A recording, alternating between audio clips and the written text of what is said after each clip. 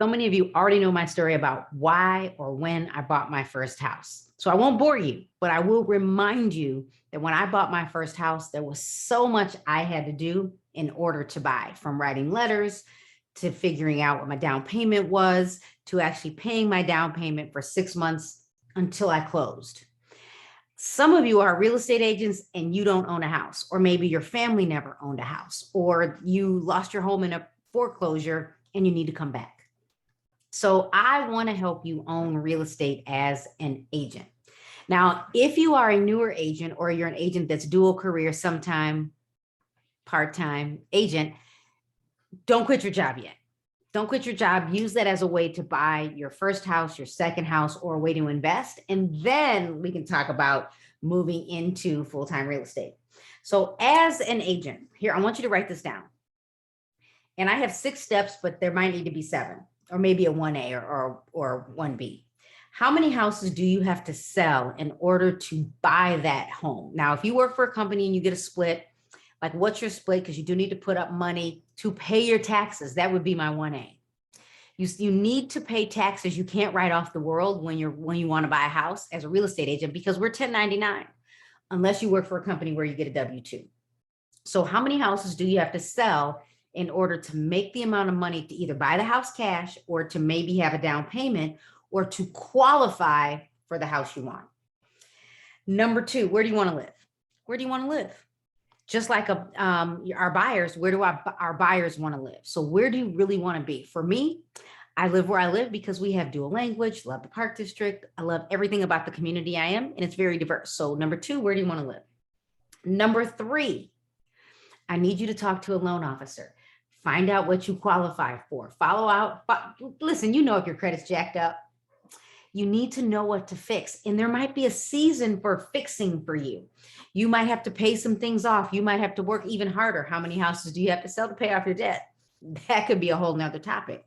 So talk to a loan officer, get your credit in order. Are there things you need to fix? Get over the embarrassment. It is what it is.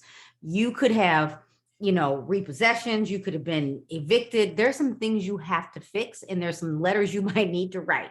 It's okay. Been there. I had to write letters to say why I wasn't paying things on time. I always thought that my mother should have taught this to me, but she didn't. So I had to write some letters. I know what it's like to feel like, oh, I can't buy. I didn't even know I could buy until I closed. Number 4, save for a down payment. You know that if you have to save $3,000 for a down payment, you need to stay out of Starbucks, TJ Maxx, Nordstrom Rack. You might need to even sell some of that stuff you have in your closet. Maybe. Okay. All right. You don't have to sell it, but what can you do to limit the spending so you can save for a down payment? And you can't stuff it in your mattress, just like your buyers. You have to put the money in the bank. So what can you do? What can you do to save?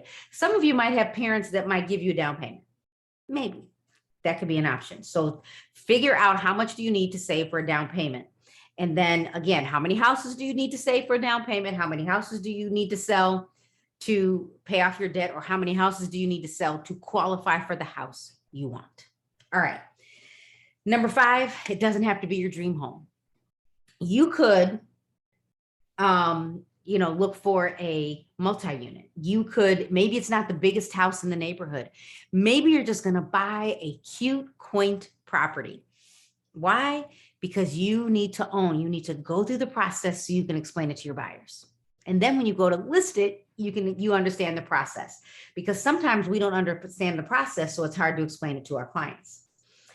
Then number 6, now you're turning into investor mode.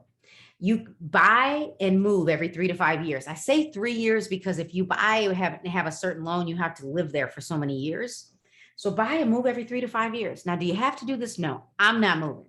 I just go buy something else.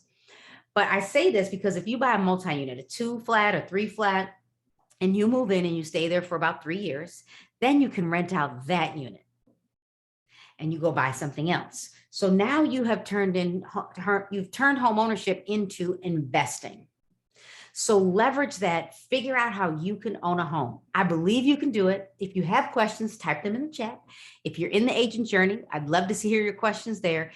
If you are not in the agent journey, keep watching because I do have power hour sessions that I make available for purchase, and take advantage of that. If you're not following me on Instagram, I am Carrie Jo Little. If you have not subscribed to my YouTube channel, hit the bell, and also join me on Instagram every Friday, 9 a.m., typically 9 a.m. for Coffee with Carrie. I'd like to see you. Thanks for watching.